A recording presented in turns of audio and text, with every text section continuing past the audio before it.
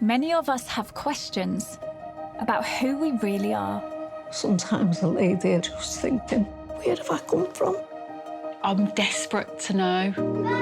And what our future holds. I don't look like anybody in my family. Now, amazing advances in DNA technology mean those questions can be answered for the very first time. You were in a concentration camp when you were a kid. From 9 months old. From our families I didn't think that my parents were secretive. to our ancestry My whole life I've not known where am I from. to our health. It's really crazy for a blood test to decide my future. Working with leading geneticists, genealogists and doctors, We have the results. we're going to help people unlock life-changing secrets Wow. If my dad is capable of doing this stuff, does that mean I am? through the power of a DNA test. This is going to be the hardest case I have ever been involved in. Our DNA doesn't lie. Oh my goodness. It was really clear. Really? But are we ready for the truth? Oh my God.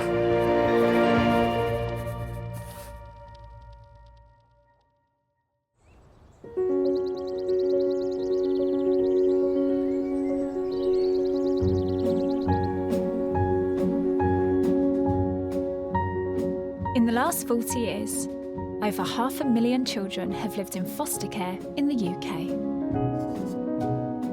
5 sisters, Charmaine, Jackie, Lynn, Janice, and Julia were separated as kids, but reunited in their 20s. They're now all desperate to know if they share the same father.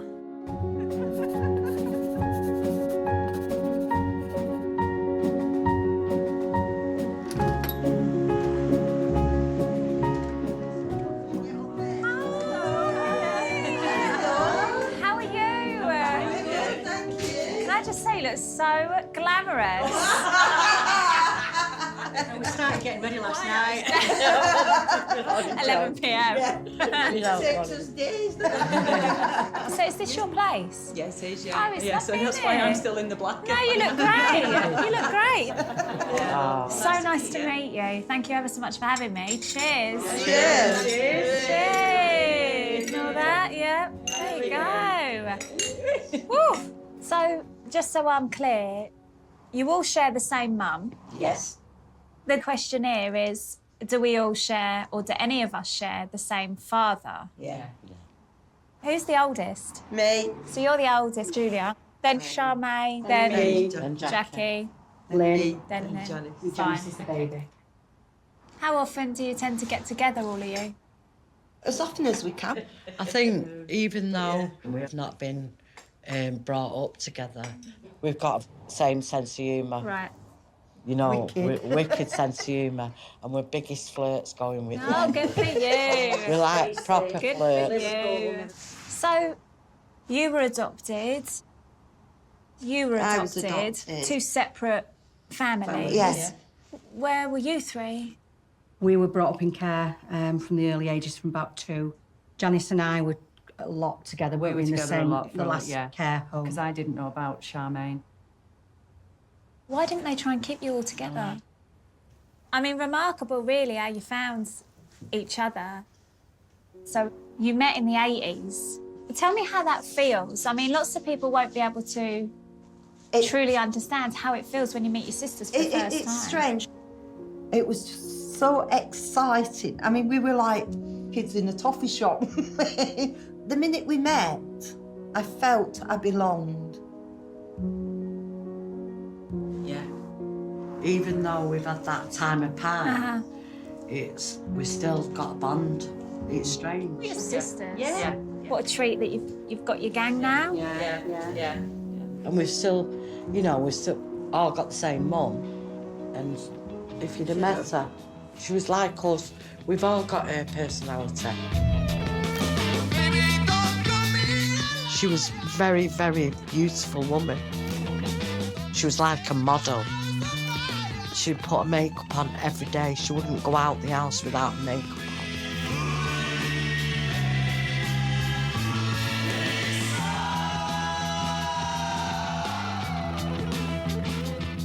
In the 60s, it was all peace, man, and free love. You did what you wanted to do. My mum had us from the age of 16 to 26. She was a kid herself, and the men in her life just let her get on with it and left her. Unmarried and struggling without any support, the girl's mum, Anne, made some difficult decisions.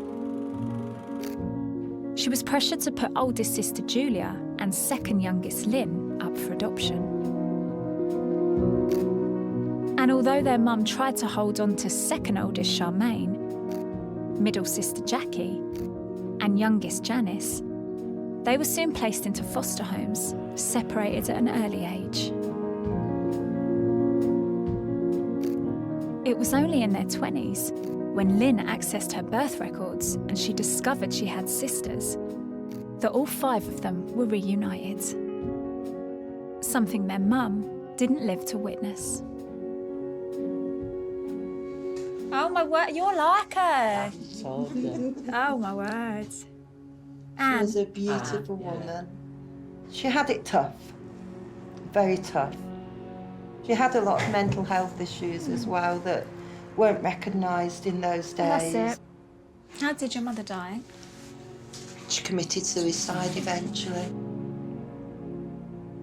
I wish she could have hung on, because I think she'd be so proud of us all now. You know, we've all turned out into lovely girls. To answer some questions. Well, yeah, she could have answered our questions as well, couldn't she? But Well, what are those questions? What do you want to know? Who's our dad? Who's my dad? My mum, when she died, she took it with her to the grave. None of us know who our father is. We've never had that chance to ask her because we was all too young. So, do any of you believe that you share the same biological father? I think we do. I think we do. Yeah. So you two think you share the same father. Yeah. Who do you think your father was, and do you think any of your sisters are your full siblings? I don't know. I'm on the fence, thinking, am I not? Everybody should know who your parents are. Yeah. I can't tell my kids their history because I don't know my history. The main question is, are we full siblings or half siblings? And that would give us some answer to something.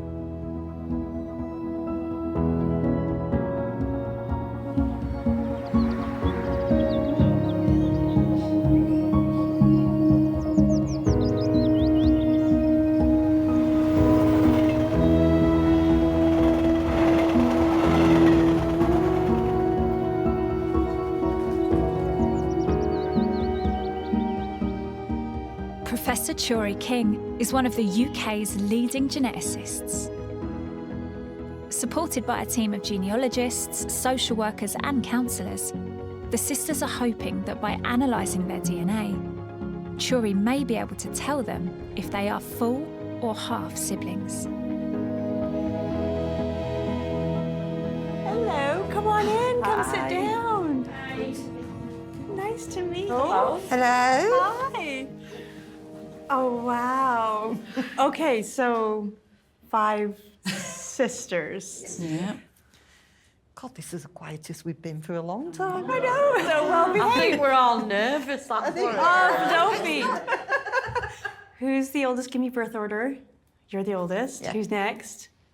You, Charmaine. Me. Hi, Jackie. Hi. Baby. The baby. And Janice. Oh, baby Janice. 3 at a baby. Yeah. Yeah, I'm a baby. How can I help you? Well, I think the main question is we just want to find out if we're full or half siblings. It's just nice to be thinking, well, we have got the same dad, and my mum wasn't as bad as she thought she was. You know, no, it's just answers, I think. Well, just knowing instead of laughing about it and wondering. It will just be, It'll be that big answer. So in terms of working out whether or not you guys are full sisters or half sisters, basically DNA is the only way you're going to be able to sort this out.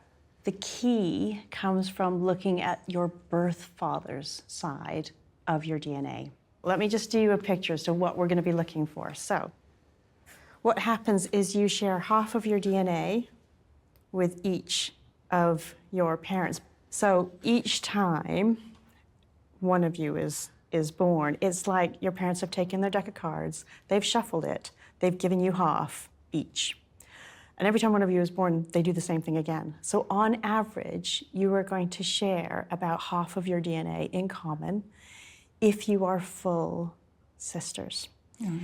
That's what we're looking for. Right. Okay. So obviously it would be great if we can identify exactly who your father or fathers are, but obviously that may not be possible to do.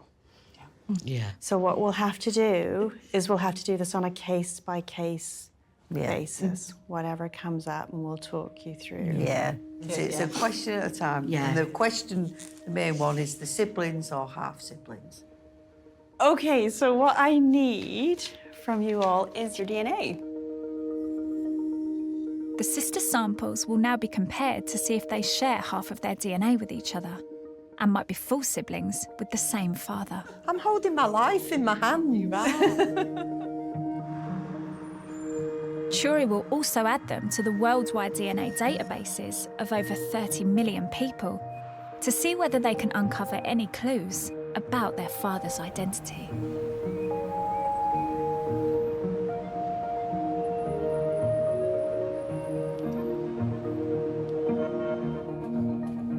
In the past 50 years, thousands of men in the UK have donated sperm. 53-year-old Luke was a donor as a young man, helping couples to start families. He now wants to come forward and discover if he may have any biological sons or daughters, looking for their donor father.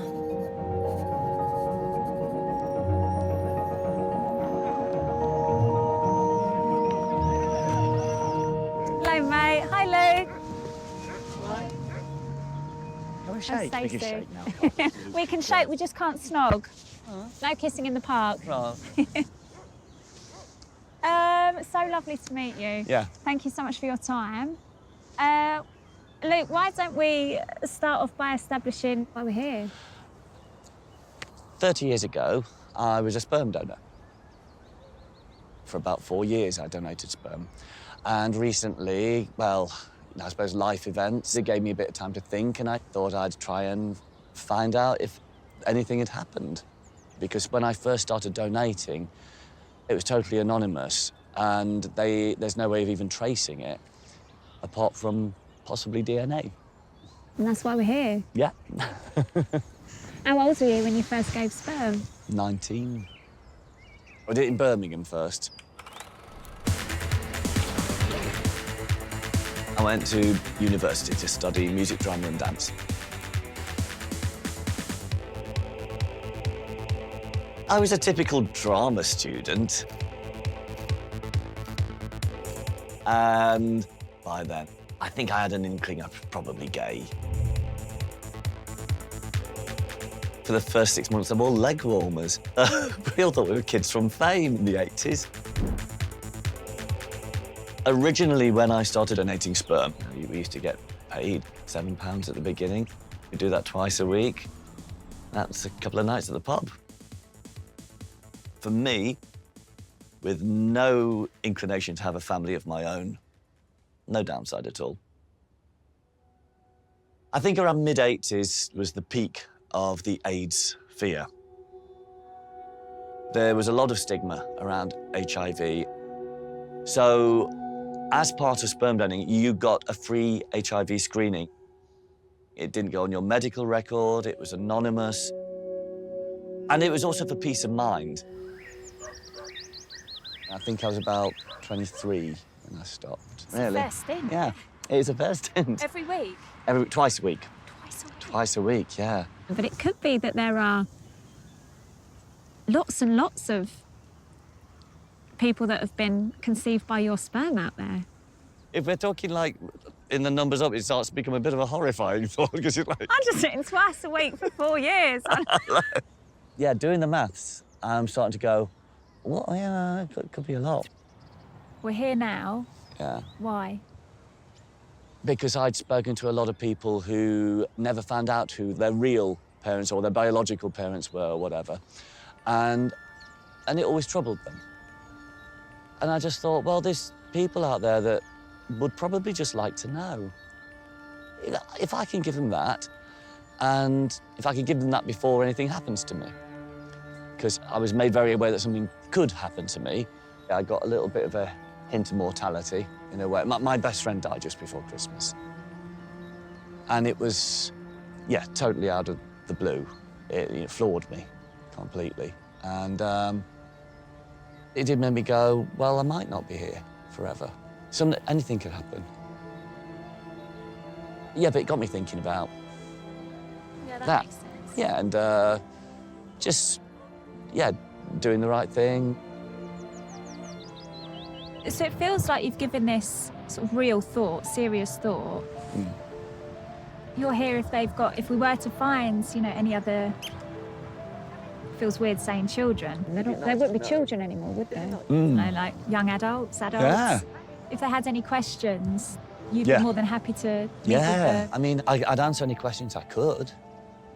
I mean, if they do look me up on the internet, they'd have a surprise, probably. What would they find? I'm a cabaret performer, you see. Yes. So it's how will they take that?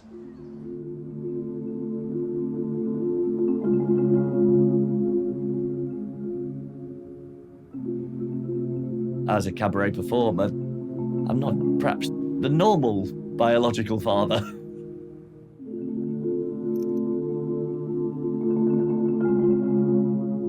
Whoever's your dad is the one who brings you up. I'm not aiming to become a sudden father at 53.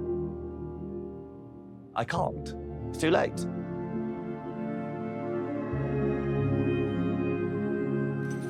Best case scenario is that they're very happy with their family, but they just sort of want an extra little connection. An Uncle Luke.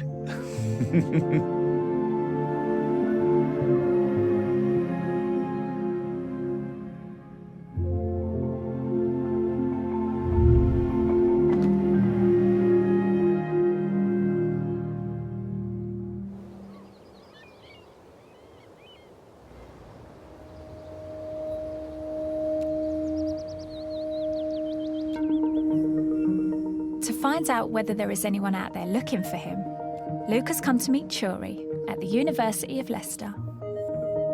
His DNA will be used to see if he has any matches on the databases. Come on in, sit down. Hiya. Hello, it's nice to meet you. Nice to meet you. How can I help you? I started donating sperm when I was at college, and I ended up doing that for about 5 years. So I'm here to put myself on the database to help people find me, really. If those people would just like to know where they came from.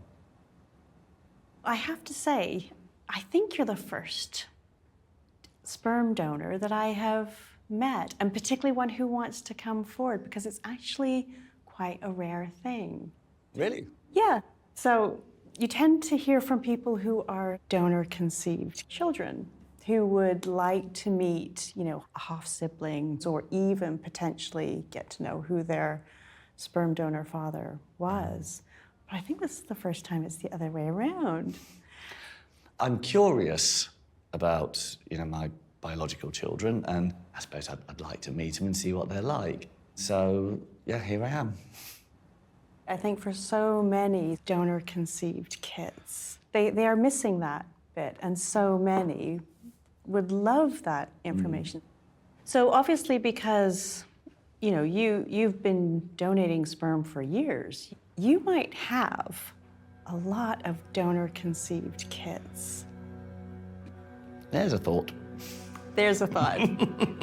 Or there might be none. I mean, the main way to do this is to go through the donor-conceived register, and that was set up for people to be able to see if they can find donor-conceived siblings, but also information about any donor parent. So that's the main way to go. One of the things that you'll have to bear in mind is that we are completely at the mercy of who's in the databases. But I think what you're doing is giving people this opportunity to find you if they want to, which is really nice. Okay, so I need your DNA. There you go. Okay. Luke's DNA will now be added to the donor-conceived register, as well as worldwide databases, to discover if he has any biological children. His results will also remain on the databases should anyone come forward in years to come.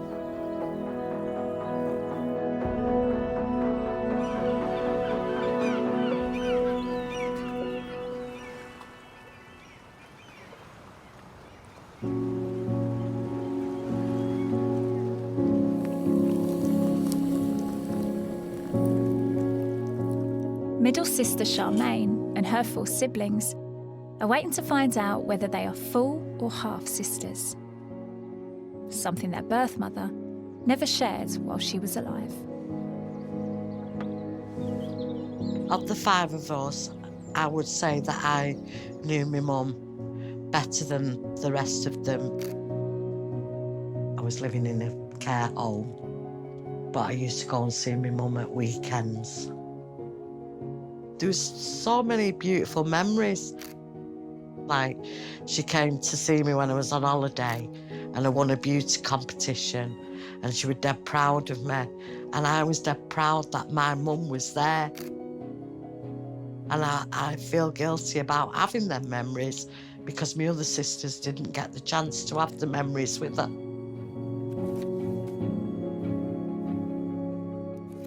For oldest sister Julia and second youngest Lynn, their only connection to their birth mother was through their adoption records. From paperwork, I was signed away before I was born. I don't even know if she held me. But to hear about how she suffered mentally, it was heartbreaking. She wasn't well. She wasn't well. And then sadly, she did commit suicide. And she was only young. I think she was only 42. But back then, mental health wasn't dealt with at all properly. I mean, even to try and commit suicide was a crime. And she found herself locked up a few times because of it.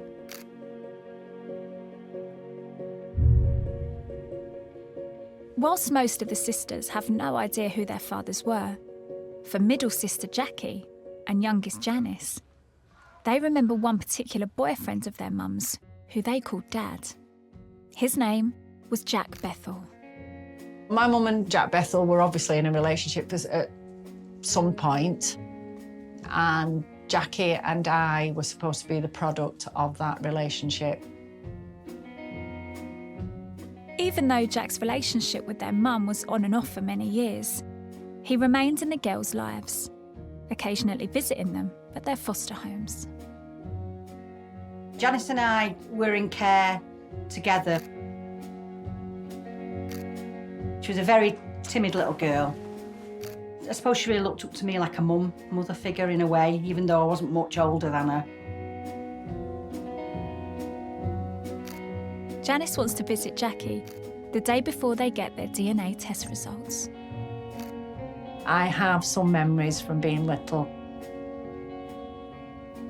I remember once crying for my mum, but I didn't know who I was crying for. I didn't know what my mum looked like, so I cried for Jackie. Janice and I do have that special bond, definitely. I wish Jack was here. He was funny. Yeah. He was a character, wasn't he? He was a character. I remember Jack when he talked about my mum, and she's a beautiful woman. And that's what he used to, and that's the only memory I have of him talking about her. But he did used to have a laugh. He used to play his air guitar. Yeah. As far as I'm concerned, Jack was my dad, and that was all I needed to know. I mean, that's all we ever knew as a dad, didn't we? We did.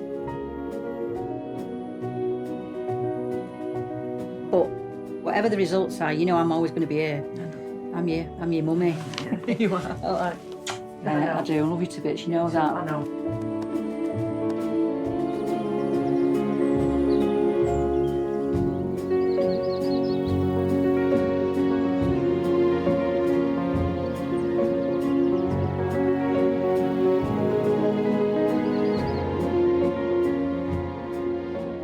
Until now, the sisters have never known whether they share the same father. The results of their DNA test are back, and they're meeting Churi to finally find out whether they are full or half siblings. Come on in. Hi. Hi. Hi. It's lovely to see you all again. You too. Lovely to see you again. Nice to see you. Okay. So when I met you all the first time, your question was around whether or not you are full sisters or half sisters. And I know that one of the things that we discussed the first time around was whether or not we would be able to use your DNA to essentially start to work out who your biological fathers were. Are you happy for me to continue? Yeah. Ready as we'll ever be. Okay. Yeah? Cool. Okay. Janice, Charmaine, Julia, you are half sisters. You all have different fathers. Wow. Good old then. Lynn and Jackie, you are full sisters. You share the same father.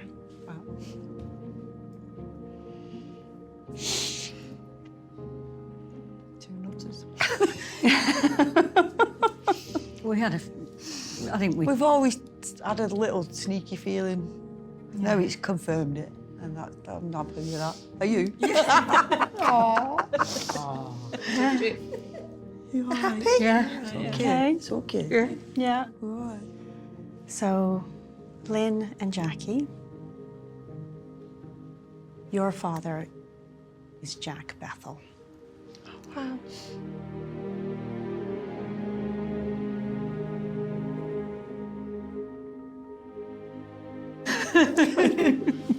You've got a dad. That's what you've always wanted, sweetheart. We can see that because when we look at who you're matching in the DNA databases, you're getting matches to other Bethels who have coincidentally also taken DNA tests. And having that name to start with really helped us. Good. Ooh. So that makes us half sisters Yeah, to you, we're right? still all. That's Yeah. right. Yeah. Are you surprised? I'm a little surprised at that. 'Cause I had it in my head that Jackie and Janice had the full same sisters. father. Yeah. And Charmaine and Lynn had the same father, and I was the odd one out. And I've said that from the beginning. But I did expect him to be my dad. Jack. Still my sister. You're still a sister. You're still our sister. Still my baby. Come on. You're our baby girl. I think that is something really important to say. You clearly have a connection. You are sisters, and nothing is close. going to take that away from you. We've all got our mum. We've just got different dads. Yeah. Are you sure, sweetheart? I'm fine. Yeah. Now, I can tell you that we've got ancestry information for all of you. We have not been able to get specific information about all of your fathers. Are you happy for me to continue with that? Yeah? Come on. Okay. So Janice, you're getting matches in the sort of Cheshire, Manchester area. We cannot say who your biological father is. Okay. But based on the names that are in the databases, we know that he must be descended from the Roberts and the Artingsall family. Who? Artingsall. Right. So one of those two surnames. And that's as far as that can go. That's as then? far as that one's gone at the moment. Yeah, that's fine. That is not to say that 6 months from now, a year from now, somebody takes a DNA test and they pop up on the database and that allows us to home in. Julia. Okay, again, you're getting matches in Northwest England, but you're getting a bit of Irish in you as well. So you're getting matches that suggest that your father is descended from the Smith and the Walsh family. Those surnames are so common that it's very difficult to home in at the moment on who your biological father's family is. That's as far as we've managed to get with that one. That's why I like Guinness. Okay. Charmaine, you are getting matches in Northwest England. And after looking at your matches on the DNA databases and working with birth, marriage, and death records, we can tell you who your grandparents are. Wow. Wow. Wow. Wow. Okay. Fabulous. Your grandparents' surname was Jackson. Wow. They married in 1929. They had 2 sons, one of whom must be your father.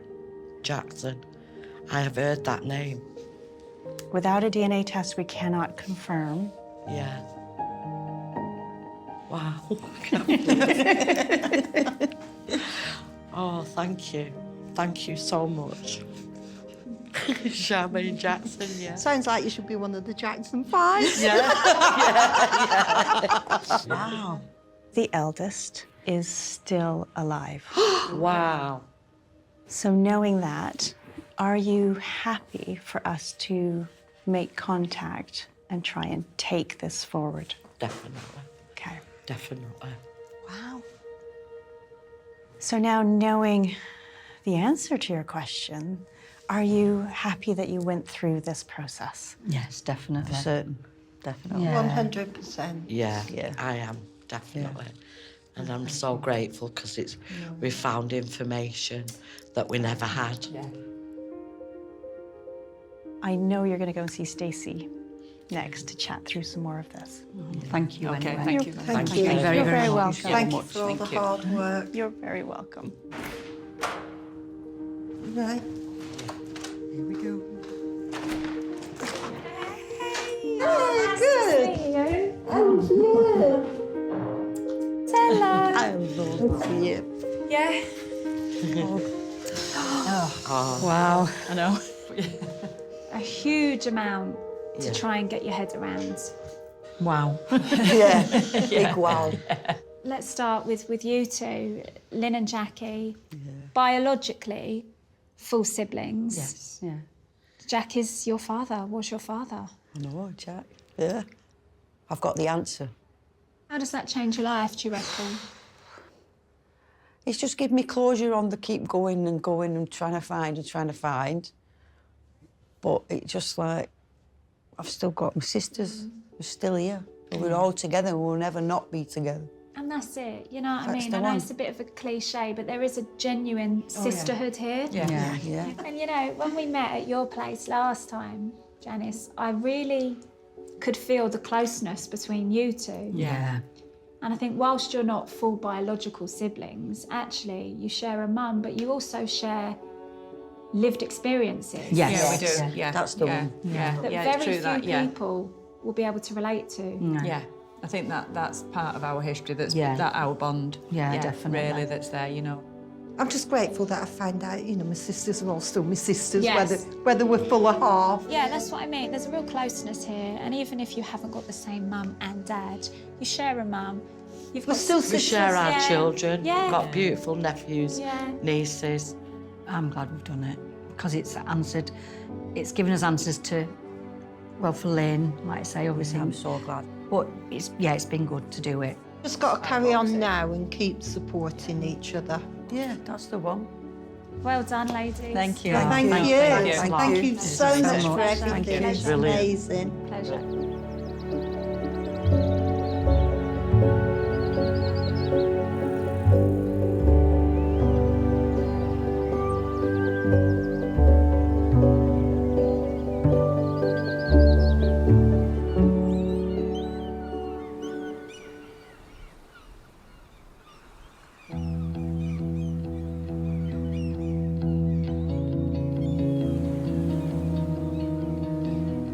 Being a twin is fantastic. Would recommend it to everybody. Everybody should have a twin. Yeah, they should. I was born first. I was the smaller of the two twins. She always says that the big twin pushes the small twin out first. You know, it wasn't my fault I was bigger.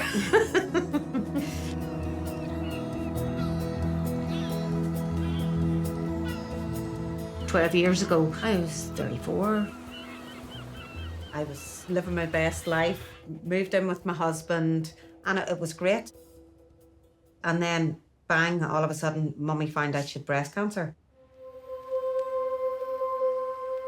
And that just knocked us all for six.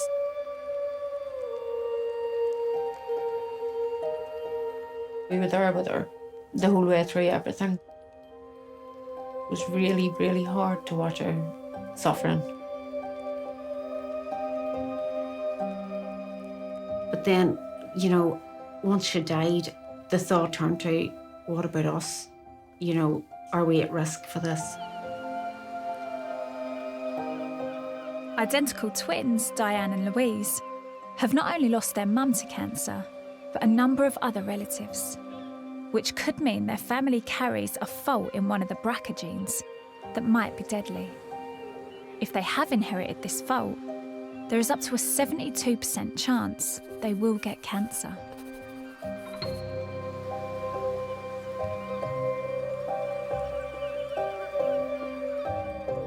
Analysing their DNA is the only way to find out. Hello, how are you? I'm great. Nice to see you. Likewise, it's so lovely to meet you. You both look so glamorous. Oh, we do make the effort. Yeah, I should have put my dress on. I've come in trainers. You're Diane. I am, yep. And you're Louise. Yes. I feel like people are always really impressed when they meet twins because everyone wanted to be a twin at one point. Yeah. But you've always been like incredibly close. Yeah, really close, yeah. We were always known as the terrible twins. Yeah, there was one time my aunt was babysitting for us. We were supposed to be upstairs in bed. I think we were 3 years old at the time. Aunt and she came outside and I was hanging Diane out the window by her feet. Yeah.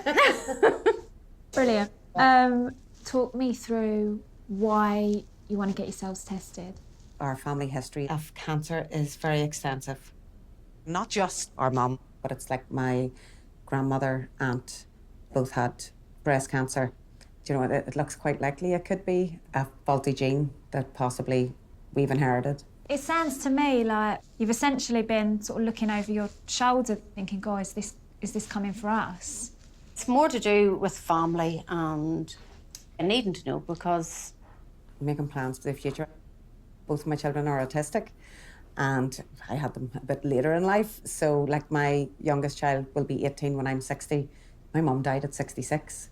So need to be able to put plans in place, you know, to support them. The inevitability of it Yeah. is just so real for us at the minute, so... Knowledge is power. No, I understand what you're saying. You know, I get that, yeah. Yeah. If it's there, you need to know about it. Don't stick your head in the sand. It's not going to disappear. If we know, we can take a base of action. Yeah. Definitely. Would you think about sort of removing breasts, taking out your ovaries, whatever it took? Definitely. The breasts and the ovaries, definitely. It's a massive sacrifice. Oh, yeah, that's massive, so it is. But it's a no-brainer. And to be fair, I wouldn't mind having new breasts. That would be nice too. I sort of get the impression that you're both being really sort of practical and pragmatic about things. Yeah. But this is pretty massive. Like, how often are you thinking about this? Well, we try not to, but it's always there in the back of your mind. Cancer's mentioned somewhere every day. You know, you think how often you hear about someone that's had a diagnosis or someone that's sick. Every time it's mentioned, you think, oh, that could be me. Yeah. You're so close and there's such a beautiful relationship there. Can you even entertain the idea of not having the other one around? No. No. That must just completely terrify you. It does, yeah. It's very real, you know. We know that we can cope well without each other, but the outcome can only be positive either way, because if we don't have the gene, fantastic. It's absolutely brilliant. But if we do have that gene, then at least we know, so we can do something about it. Faster, Joey. I'm more worried about my sister. Now that the children have both been diagnosed with autism, she wants to be there for as long as she can with them. Louise always looked after me and put herself second. I don't know what I'd do without her. Diane and Louise are meeting with Sarah Beck, hoping that she can discover if their DNA carries a genetic fault that increases the risk of developing cancer. When you're offering genetic testing to identical twins, the results will be the same for each of them, and that's because identical twins have exactly the same genetic code. They're going to get the same result, but it doesn't mean that they would make the same decisions with regards to managing any increased risk. One may choose screening, one may choose surgery, some will do nothing. You a bit nervous? Wee bit. Yeah. Sure, it's all we've talked about for months, maybe years. Yeah. So it'll be good to finally get it out of the way. Yeah. Diane, Louise, I'm Sarah. It's nice to meet you.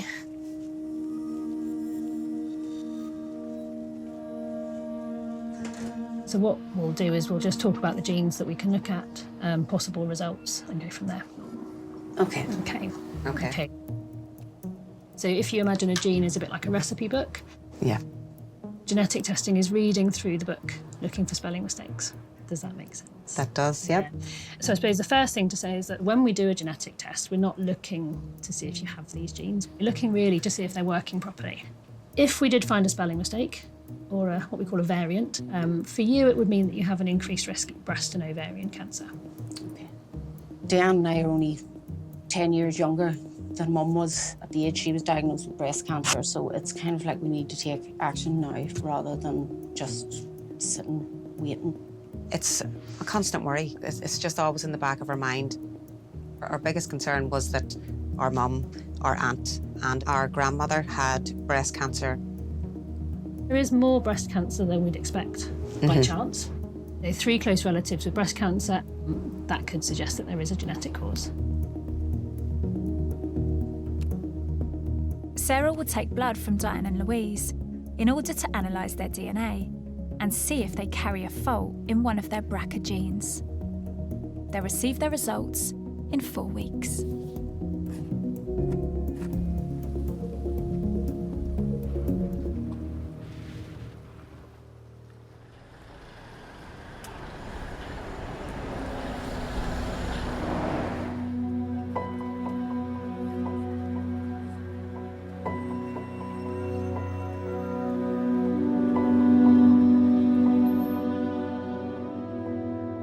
Years after he first donated sperm, Luke will find out if he has any biological children that are trying to make contact.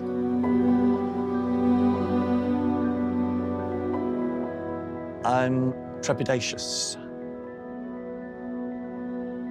It'd be lovely to have some sort of relationship in that sense of, you know, children suddenly find their long-lost dad. I'd love to know what they're doing. Curiosity. I think I'm ready to open this door right now. it could change my life. Hello, come on in. Hi. Hello, it's lovely to see you again. Nice to see you again, yeah. Okay, so when I first met you, it was because you wanted to find out if you had any sperm donor children. And that was because you had donated sperm hundreds of times in the 1980s when you were at university. So we know that so far there's been only around 200 men who have come forward who have lifted their right to anonymity. Right, that's a tiny number, yes. Yeah. You know, you are part of a very unique group of men. So there was always going to be two shots at finding any donor-conceived children.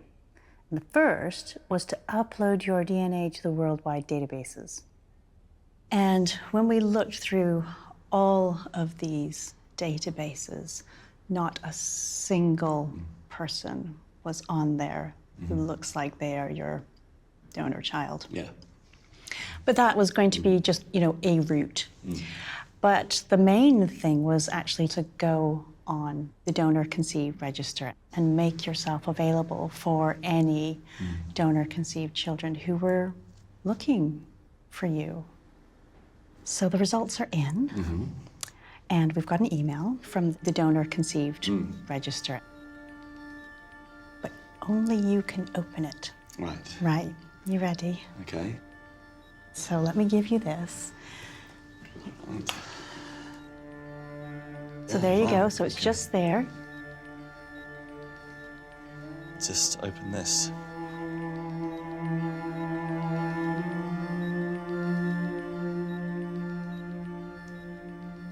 Just take your time. Comparison of your sample with the current donor-conceived individuals has not revealed a link.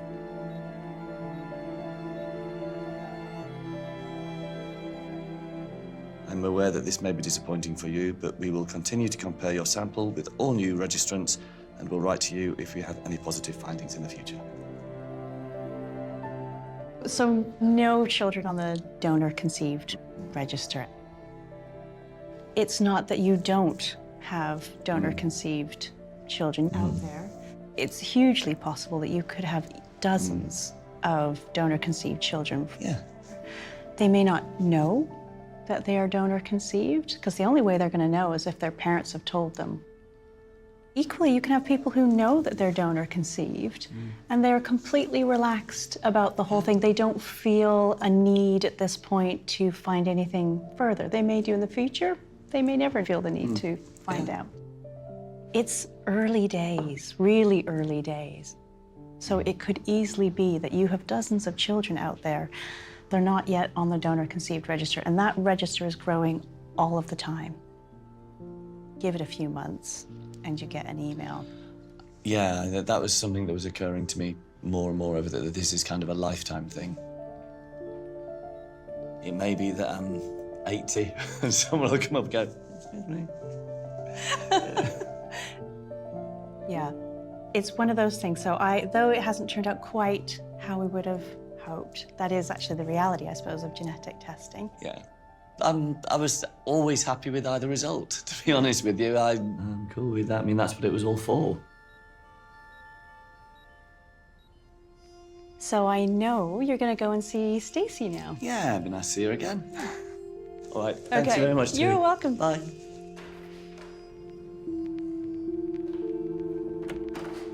Hello, Luke. Hello. How's things? Not bad, not bad. Good. Yeah, yeah. Pleased to Been see rough. you. Lovely. Thanks for coming out. So, talk to me. How are you feeling? Kind of the same, actually, now, because there were no results that came back this time. What's your overriding emotion in your heart of hearts, in your gut? Are you relieved? Are you disappointed? It's interesting because it's for a while I was thinking, oh well, you know, I'll find out then, and then that's it. But that isn't it, is it? You know, I found out how it is now, That's all it is. Fascinating, isn't it? Yeah. Crazy interesting. I am amazed that so few men have come forward out of the thousands that donated. Yes, I think in a way, I've done the right thing.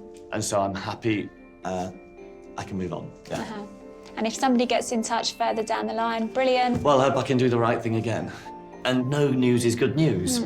You would hope, with all of, most people who'd been waiting and trying everything to have a child would provide a really nice environment for their children. And it seems that's been the case, hopefully. So, job done. Oh, yeah. Let's see what happens further down the line. Yeah. Well, that's it. Yeah, come back to me in 40 years. No regrets. No. But thank you ever so much for, being so honest and so generous. And yeah, really appreciate it. Thank you for being so lovely.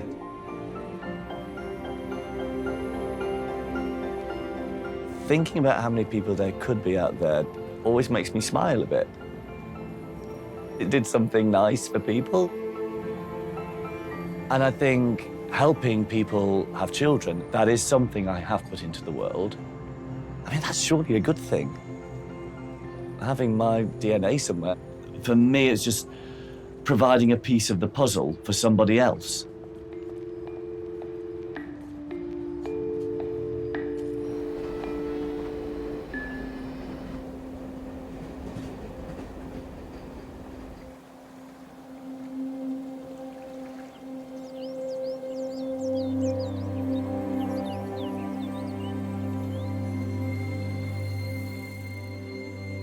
Diane and Louise have been waiting a month to find out if they have both inherited a genetic fault, which would mean they have a much higher chance of developing breast and ovarian cancer.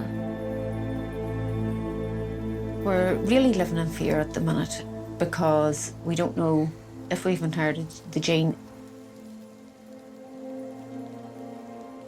I care about Diane more than I care about myself. I really rely on Louise.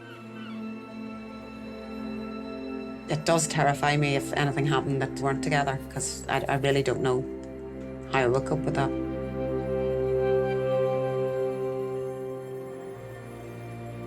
I really struggled watching Mum going through all the cancer treatments. She really was so ill. I would hate to imagine watching Diane have to go through something like that. I would much rather it was me. No one of us is going to have to die first, but it's just hoping that it's way off in the future. Maybe we'll just do Thelma and Louise, drive off a cliff. That would be easier.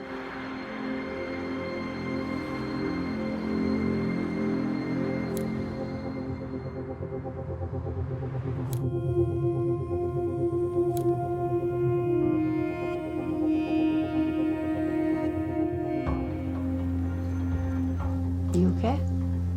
Yep. How are you feeling? Slightly anxious. Slightly? Yeah. Very anxious.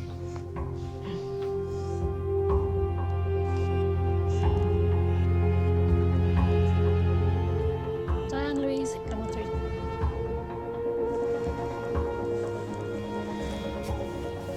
Sarah. Nice to see you again. Very nice to see you both again. When we met before, we talked about your family history of cancer, and particularly the family history of breast and ovarian cancer. You both provided a blood sample that was sent off for genetic testing, and I've now got your results. So the testing has looked at BRCA1, BRCA2 genes. And there are no variants in any of those genes that would increase your risk of developing cancer. And I'm pleased to say that both of you have completely normal genetic results. Really? Yeah. Yay! Oh, fantastic. That's brilliant. I'm going to cry a bit. Oh. Yeah, it's a great relief.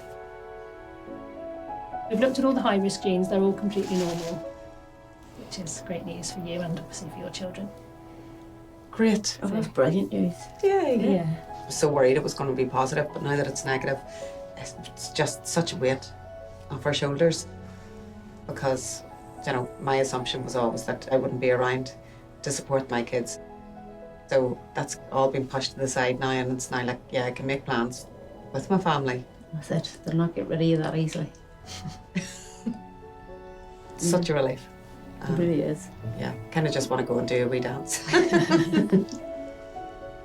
It's really nice to see you both again today and really nice to give you some good news.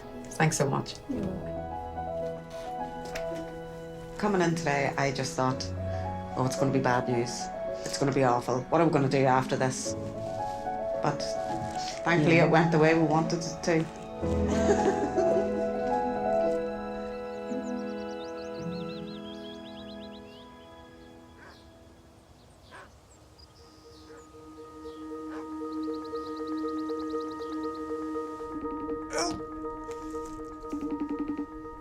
Hi, how you doing? We're good. So ladies, you've got your result. Yeah. The results were negative for both of us. Which is enormous because you had convinced yourselves that it was going to be positive. We don't carry any of the cancer genes. I'm so delighted for the pair of you. Goodness me, it couldn't have gone any better. The only problem is that because we always assumed we had this gene, neither of us have paid into a pension. Yeah, so it's just sort of like, oh, we might actually have a retirement. This is great news. Exactly, yeah. Yeah. So lovely to see you both, and I'm so thrilled for you. Congratulations, I'm made up. Thank you. Bye.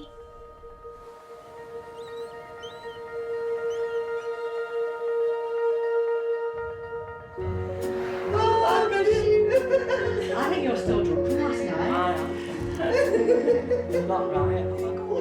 Yeah, you've never been like that. You wouldn't know that.